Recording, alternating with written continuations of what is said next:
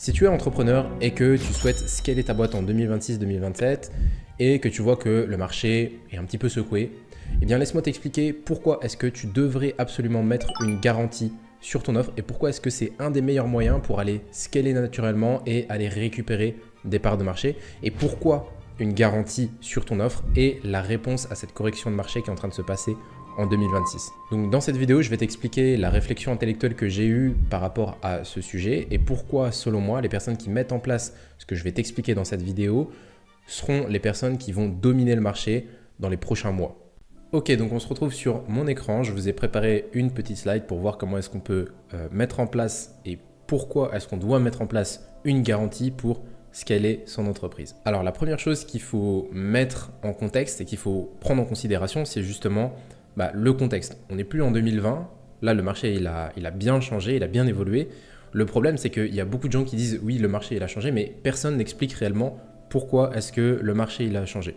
En 2020, c'était bien parce que il y avait le Covid, il y avait énormément d'opportunités, tout le monde travaillait sur Internet, tout le monde était sur Internet, il y a eu beaucoup de choses qui se sont passées.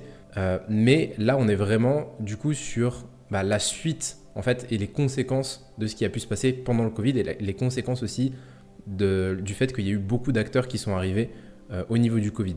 Donc, la première chose, le premier événement sur le marché, c'est l'arrivée de l'IA. Ça, c'est le premier choc de marché. En fait, ça, je pense qu'il n'y a pas besoin d'être un génie pour le savoir et pour le comprendre, sauf si vous vivez enfermé dans une grotte, mais l'IA, elle va être de plus en plus présente et elle va de plus en plus nous aider dans tout ce qu'on fait. C'est-à-dire que là, on est encore au début de l'IA. La conséquence de ça, c'est que on peut aujourd'hui créer des livrables en un temps record. D'accord ? Donc le client, lui aussi, il peut créer ses propres livrables s'il apprend. C'est-à-dire que nous, d'accord, on peut créer nos propres livrables, on peut créer nos propres sites internet, on peut créer les sites internet pour les clients, mais en fait, le client, lui aussi, il le peut. Puisque l'intelligence artificielle, c'est un outil qui va faire baisser la barrière à l'entrée. Dans tout ce qui est graphisme, donc par exemple carousel Instagram, mock-up, logo, le web design, donc les sites, les tunnels de vente uniquement si vous faites du funnel design, les applications, les SaaS, donc les software as a service, tous ces trucs-là. Ensuite, le copywriting, c'est pareil, l'IA, elle va pouvoir, pas remplacer, mais elle va pouvoir le faire. Si c'est de l'email marketing, si c'est des ads copy, si c'est des VSL, elle peut le faire. Le montage vidéo aussi avec Claude Code, on peut commencer à pouvoir faire du montage vidéo. L'administratif, donc tout ce qui est génération de fichiers, PDF, mise en page, moodboard, synthèse, la comptabilité, les fiches de calcul, les automatisations, etc., etc. Donc en fait, qu'est-ce qui se passe ? Il y a une dépréciation de la valeur des livrables. Donc pourquoi ? Parce que ça devient commun, ça perd de la rareté. C'est-à-dire que tout le monde peut avoir des livrables, des beaux livrables grâce à l'IA. Donc ça perd de la rareté et donc du coup ça perd de la valeur, ça a beaucoup moins de valeur. Et donc du coup, ça veut dire quoi ? Ça veut dire qu'on peut vendre, on le voit aussi beaucoup chez les développeurs, la ligne de code, le prix de la ligne du code a été divisé par je ne sais pas combien, par 1000, parce que l'IA peut écrire du code. D'accord ? Donc là c'est exactement pareil, le prix de tout ce qu'on voit ici, là, du graphisme, web design, etc., il va être divisé grâce à l'IA parce que c'est beaucoup moins rare et c'est de plus en plus commun. Alors ensuite, je vais vous donner un petit exemple. Dans la vie réelle, un équivalent, ce serait qu'il y ait une IA ou des robots que tu payes 200 € par mois et en fait, tu as une équipe de robots qui va te construire toute ta maison. Et en plus, ils le font plus rapidement que n'importe quel ouvrier. Alors ça, ce qu'il faut comprendre, c'est que ça va arriver à un moment donné. Quand ils vont mettre des IA dans des robots, au bout d'un moment, ça va arriver. C'est pas pour tout de suite, mais peut-être dans 10 ans, on aura des IA qui construiront des maisons. Et en fait, qu'est-ce que ça veut dire ? Ça veut dire que la conséquence, c'est que tout le monde peut construire un petit peu sa maison comme il veut. D'accord ? Tu dis à l'IA, fais-moi la cuisine, l'IA te fait la cuisine. D'accord ? Donc l'IA, elle exécute ce que tu lui dis. Et donc du coup, si on en revient au business en ligne ou si on en revient à tout ce qui se fait sur le marketing en ligne, le business en ligne, ça va donner des clients qui vont vous dire oui, mais je peux le faire avec Claude. Oui, mais je peux faire mon tunnel avec Claude. Oui, mais je peux me faire un plan d'entraînement avec Claude.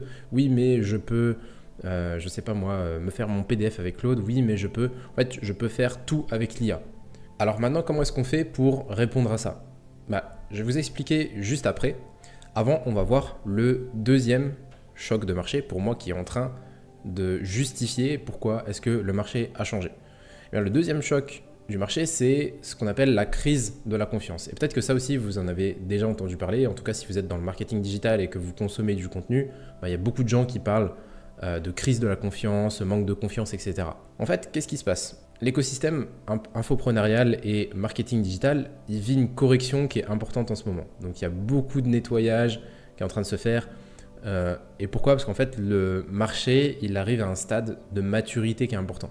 Donc, les gens, ils sont de plus en plus exposés et éduqués au marketing. C'est-à-dire que le marché, il évolue, mais il y a de plus en plus de gens sur le marché. Mais l'information, elle circule aussi rapidement. Et donc, du coup, les gens ont l'habitude de voir du marketing et les gens, leur niveau de conscience, entre guillemets, il augmente. Donc, il y a ça. Ensuite, les promesses. Les promesses, elles ont de moins en moins d'impact. C'est-à-dire qu'à force de voir toujours les mêmes promesses, on devient un petit peu hermétique aux promesses.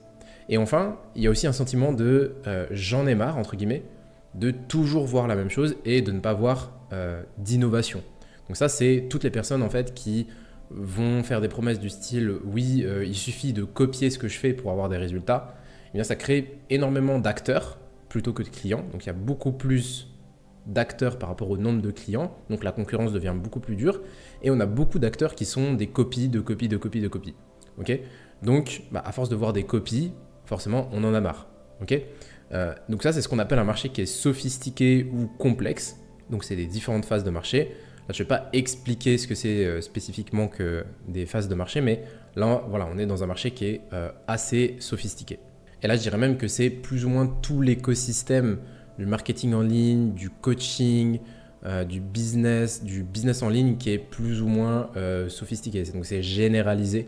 Du coup, c'est pour ça que c'est beaucoup plus compliqué parce que les gens sont plus éduqués, il y a plus d'acteurs qu'il y a de clients limite et du coup, il y a une grosse correction qui est en train de se faire, c'est-à-dire qu'il y a des gens qui ne vont pas rester. Pourquoi? Voilà, ça c'est ce que je disais tout à l'heure. Avec le Covid, on a vu beaucoup de nouveaux acteurs arriver sur le marché. Le problème, c'est que l'entrepreneuriat en ligne, il s'est démocratisé, mais on est arrivé dans un marché où il y a une surenchère aussi également de la promesse. Donc en fait, les promesses elles vont être de plus en plus extrêmes pour justement essayer de doubler le concurrent, d'accord? Parce que c'est la promesse la plus forte qui, sur un marché qui n'est pas mûr, c'est la promesse la plus forte qui va ramener le plus de parts de marché, d'accord? Donc les personnes en fait, qu'est-ce qu'elles font? Elles voient que faire des promesses plus fortes, ça permet de ramener plus de parts de marché et donc du coup, il y a une surenchère de la promesse, ok? Et Hormozy explique très bien dans son livre 100 millions offers. D'ailleurs, si vous l'avez lu, il est très intéressant. Mais il y a un concept qu'il a expliqué, c'est easy to sell, hard to deliver. Et hard to sell, easy to deliver. Ça veut dire quoi? Ça veut dire que si vous voulez quelque chose de facile à vendre, et la plupart des acteurs sur le marché veulent ça, veulent quelque chose de facile à vendre. Donc vous allez augmenter la promesse, sauf que ça va être très dur à délivrer. D'accord? Et dans l'autre sens, et c'est pour ça que la plupart des gens vont aller chercher de la croissance. Ils veulent chercher de la croissance facile, donc ils veulent aller chercher le easy to sell. Mais par contre, c'est hard to deliver, donc c'est difficile à délivrer. Par contre, dans l'autre sens, vous pouvez avoir des offres qui sont difficiles à vendre, donc hard to sell, mais easy to deliver, c'est qu'ils vont pas vous demander énormément d'efforts à délivrer. Okay, mais par contre, c'est plus dur à vendre. La majorité des gens vont aller se diriger et se sont dirigés vers des offres qui sont faciles à vendre avec des promesses qui sont, qui sont surenchéries et du coup qui ne répondent pas justement à la promesse. Donc justement, la conséquence c'est quoi? C'est qu'il y a énormément de promesses qui ont été non tenues. Donc easy to sell, hard to deliver, difficile à délivrer. Et donc des promesses non tenues, ça équivaut à quoi? Ça équivaut à une confiance qui est rompue. C'est-à-dire que si on vous promet demain, je ne sais pas moi, de réussir à courir un marathon en 2 jours, et que dans la promesse, vous dites oui, c'est facile de le faire, sans effort, etc. Ok, tu augmentes la valeur, mais c'est très très difficile à délivrer. Et si vous n'arrivez pas à délivrer ce que vous avez promis, le client va se dire oui, mais tu m'avais promis ça et tu ne m'as pas délivré. Et en fait, c'est ce qui s'est passé. C'est-à-dire que, étant donné qu'il y a eu beaucoup d'acteurs sur le marché, les promesses, elles ont augmenté, mais elles étaient très dures à délivrer et il y avait énormément de gens qui n'étaient pas compétents. d'accord, énormément de marketeurs, de gens qui n'étaient pas compétents. Et du coup, il y a beaucoup de clients qui se sont retrouvés avec un sentiment de s'être fait arnaquer, d'accord. Et c'est pour ça qu'il y a plein de gens qui disent oui, c'est de l'arnaque, etc. Donc, qu'est-ce qui se passe maintenant? Le comportement des acheteurs, il va changer, d'accord. Donc, les gens, ils vont se méfier de plus en plus. Ils vont de plus en plus prendre leur temps avant d'acheter. Ils ont besoin de preuves et d'être rassurés. Et ils réfléchissent beaucoup plus avant d'investir leur argent. Donc, ils vont vraiment réfléchir avant d'investir leur argent. Et ça, on peut le voir chez n'importe qui. Hein. C'est chez le mec lambda et aussi chez les entrepreneurs. Et donc, tout ça, ça nous met dans une situation qui est difficile. Et on ne sait pas vraiment comment répondre à tout ça. Comment est-ce qu'on peut faire pour répondre à tout ça? C'est pas fini parce qu'il y a encore un dernier événement qui va venir enfoncer le clou. Et ce qui va venir enfoncer le clou, et là c'est vraiment le truc qui va vraiment tout casser, c'est le contexte socio-économique. Et en ce moment, tout le monde angoisse. D'accord. Il y a des conflits géopolitiques de manière générale. Donc il y a eu il y a 2 ans la guerre en Russie avec l'Ukraine. D'accord, donc je ne sais même pas si cette guerre est finie d'ailleurs, là-dessus je suis pas trop. Il y a en ce moment aussi la guerre en Iran. On a depuis des années maintenant une inflation qui est généralisée, donc il y a la hausse du prix d'énormément de choses. On a l'augmentation aussi du prix de l'essence. L'autre jour j'ai été mettre un plein, ça m'a coûté 100 balles. Bon, moi ça va, mais pour la plupart des gens, c'est quand même énorme de mettre 100 balles dans un plein d'essence. On a aussi de plus en plus un mécontentement qui est généralisé face à tout ce qui est gouvernement, politique, de manière générale en Europe. Okay, donc moi je ne suis pas trop politique, je vois juste ce qui se passe, mais j'essaye de rester un petit peu loin de tout ça. Et je vous ai mis un article un petit peu en dessous des Échos, donc là on ne voit pas parce qu'il y a ma tête, mais le déficit public et l'économie française est au ralenti. Donc ça c'est les Échos qui dit la panne de l'économie française met en grand péril les objectifs de réduction du déficit. Voilà, donc l'activité française stagne. En plus, il me semble qu'à un certain moment dans l'histoire, on était dans le top 5 des puissances mondiales. Là, la France est en train de dégringoler. Je crois qu'on doit être 7e ou 8e. Et ça ne va pas aller en s'améliorant. Et ça, ça se répercute sur les consommateurs. D'accord. Et quand on est entrepreneur, on doit prendre en considération que les consommateurs ont moins d'argent. Et donc, on doit se renouveler pour proposer des nouvelles solutions pour s'adapter au contexte socio-économique. Et c'est pour ça que j'en parle. Okay, c'est super important. Et donc la conséquence de tout ça, c'est qu'on vit dans un climat généralisé de peur et d'incertitude. Le pouvoir d'achat, comme je vous ai expliqué, il va grandement diminuer.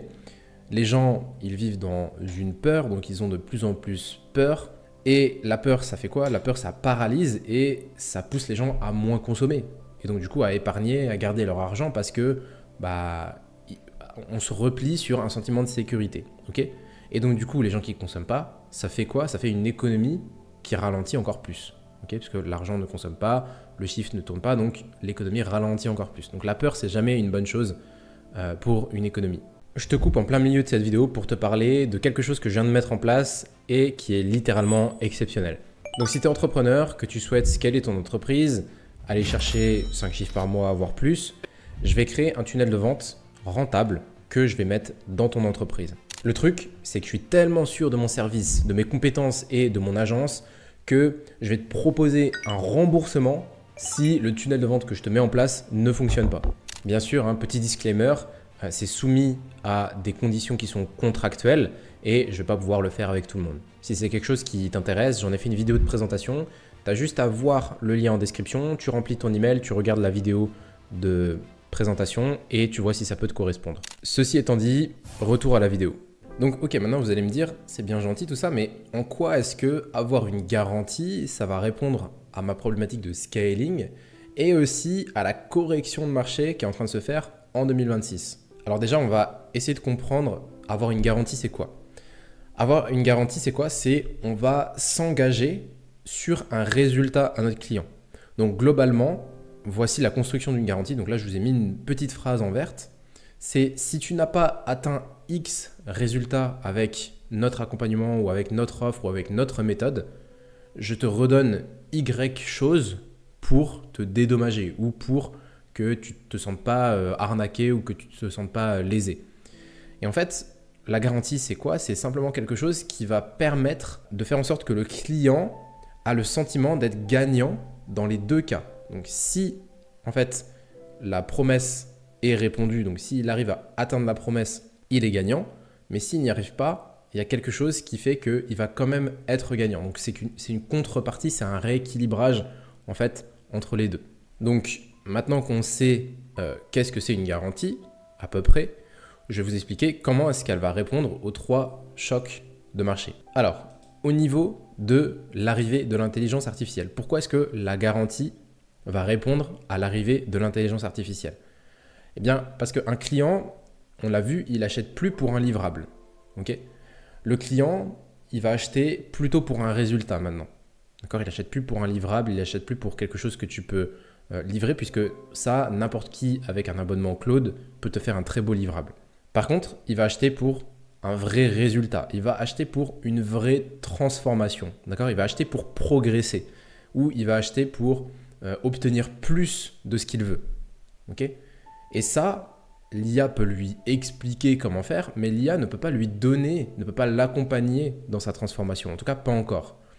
Et le client, il va aussi acheter pour de l'humain, pour avoir une vraie relation. Okay, donc, il y a tous ceux qui vont en mode full IA, mais il y a aussi beaucoup de gens qui en ont marre de ça, qui ne veulent pas de l'IA, ils privilégient et ils mettent plus de valeur sur de l'humain. Et la garantie, en fait, va permettre de t'obliger, entre guillemets, à t'engager pleinement avec ton client pour lui apporter un vrai résultat. Donc, il y a une vraie transformation. Et donc, du coup, il y a forcément de l'humain, parce que quand il y a une vraie transformation, il y a un accompagnement humain. Et donc, quand tu mets une garantie, tu garantis une transformation. Et donc, tu es obligé, avec tes moyens, de mettre en place des choses pour que la personne puisse avoir sa transformation. Et donc, c'est beaucoup plus humain.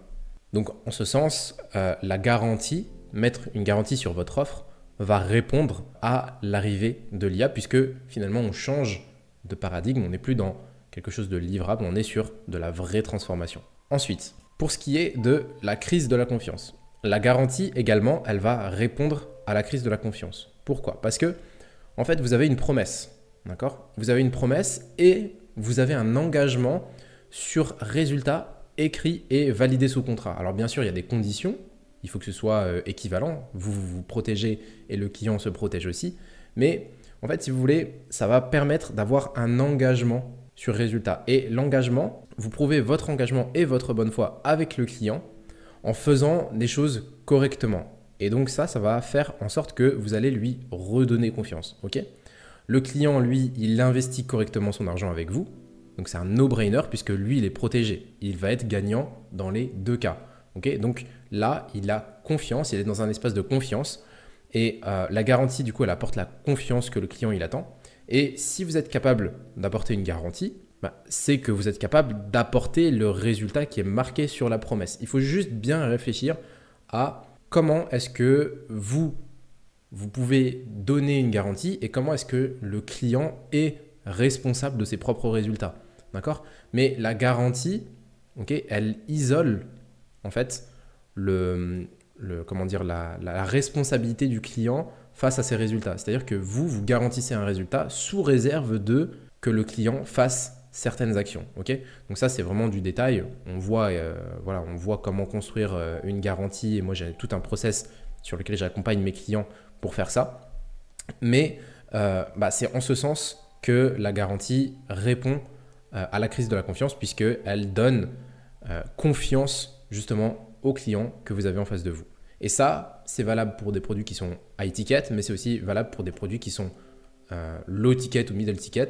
Mais au lieu de faire un contrat, d'accord, vous allez tout simplement écrire la garantie dans les conditions générales de vente, où vous pouvez même aussi faire signer un contrat à chaque fois qu'une personne achète un produit, peu importe. Là, c'est vous qui décidez. Justement, avec l'IA, on peut faire des choses automatisées assez facilement. Donc là-dessus, on a le choix de faire ce qu'on veut. Ensuite, au niveau du contexte socio-économique, en quoi est-ce que la garantie va permettre de répondre à ça?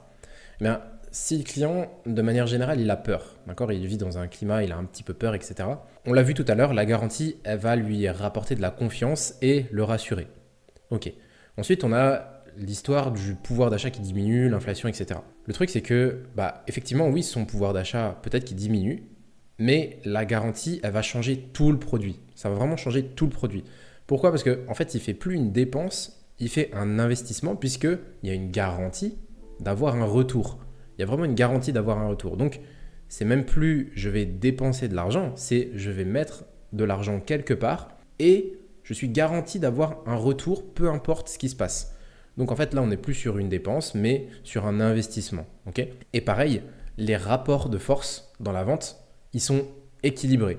Donc il n'a plus l'impression en fait d'être seul devant une dépense, puisque finalement, il passe un accord, c'est vraiment une garantie, c'est vraiment un accord avec quelqu'un qui est là pour l'aider et qui est là pour l'accompagner. C'est vraiment un accord entre deux parties, entre le vendeur et la personne qui va acheter. Ils se mettent d'accord sous les conditions de la garantie et en fait, c'est beaucoup plus équilibré que juste une personne qui dit « j'ai la solution, achète mon produit pour avoir la solution, mais c'est à tes risques et périls ». Non, là on est vraiment « j'ai la solution ». Tu peux acheter mon produit pour avoir la solution et en plus de ça, je m'engage à implémenter la solution avec toi et je t'aide. Donc forcément, ça change tout. Donc la garantie, elle rassure, elle engage et elle rééquilibre les rapports de force en vente. Le client, il prend sa décision en connaissance de cause. Donc là maintenant, vous avez tous les arguments pour mettre en place une garantie.